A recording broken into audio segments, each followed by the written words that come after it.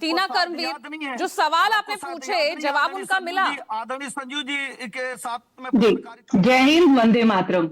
देखिए, सबसे पहले तो मैं डाटा दे देती हूँ 2004 से और 14 तक। सुनिए, अब रुकिए एसएन सिंह जी, रुकिए 2004 से लेकर 2014 तक कांग्रेस की सरकार ने 88,792 घुसपैठी देश से निकाले। लेकिन भारतीय जनता पार्टी ने, देखिए 2014 से 2025 तक कितने आंकड़े, 2400 खदेड़े, सिर्फ 2400 मात्र। यहाँ पर जो है, अरे रुकिए ना SN Singh ji, I have given you enough time ना, मैंने आपको बहुत टाइम दे दिया, अब बाकियों को भी बोलने दीजिए ना।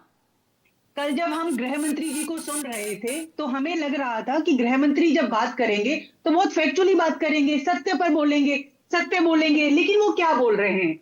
और ये उस कुर्सी पर बैठे हैं जहां पर पहले सरदार वल्लभ भाई पटेल बैठते थे, उस कुर्सी पर बैठे हुए वो साला शब्द का इस्तेमाल कर रहे हैं, अमर्यादित भाषा का इस्तेमाल कर रहे हैं, कितने अहंकार में वो बोल रहे हैं। लेकिन सभापति जी उनको मूक दर्शक होकर सुन रहे हैं, उनको टोक नहीं रहे, उनको बोल नहीं रहे कि आप ऐसी भाषा का इस्तेमाल मत करिए।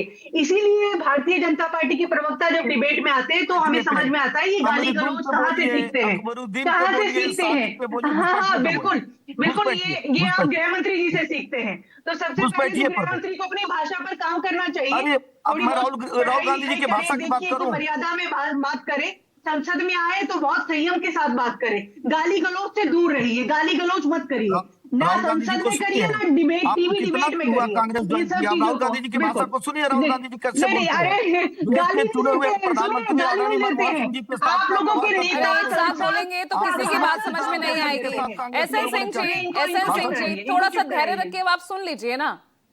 ये अभी भी गाली गलौज होता है। मैंने 2 सवाल पूछा था, मैंने शादी के बारे में सवाल पूछने का काम आपका नहीं है ना, सवाल पूछने का काम आपका नहीं है, आपका काम यहाँ जवाब देना ही है, ठीक है। जवाब टीना कर्मवीर, अब हमें उम्मीद थी कि साहब हमें बताएंगे। आप वोट चोरी आप लगातार करते रहे, जो बहस हुई उसमें भी यही किया। 3 वोट चोरी तो अमित शाह ने कल आपकी गिना दी।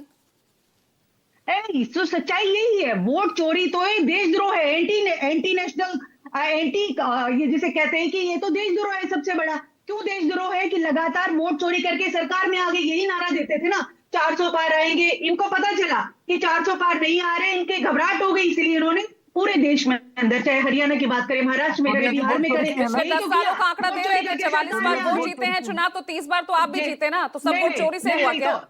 नहीं, हमारी वोट चोरी बताइए, कितनी वोट चोरी की? ये लोग तो लगातार, इनके तो सामने है, इनके जो सांसद है वो दिखा रहे हैं एक उंगली पर, फिर दूसरी उंगली दिखा रही है, इनके खुद के सांसद है एनडीए के, और लगातार राकेश सिन्हा जो कितनी जगह वोट कर रहे हैं, इनके खुद के सांसद है। ये सब आप लोगों ने सोशल मीडिया पर देखा है। लेकिन साथ ही साथ चुनाव आयोग कैसे रोल निभा रहा है, कैसे इनका पिट्ठू बन के काम कर रहा है, सबने देख लिया, कैसे एजेंट बन के काम करता है। और हम बार बार सर के ऊपर एसआईआर पर सवाल पूछ रहे हैं, वोट चोरी पर उन पर जवाब नहीं दे रहे मोदी जी, बस अमित शाह जी अपनी, कहते हैं ना, अपने धारा, अपने कर्म में बात करेंगे, अपना भाषण अपने कर्म में बात करेंगे। तो नहीं तो इसमें गलत क्या कहा? जो वोट चोरी के आरोप लगाए यहाँ नेहरू, इंदिरा और जो तमाम कल आरोप लगा रहे थे, उसमें क्या गलत फैक्ट लगा आपको?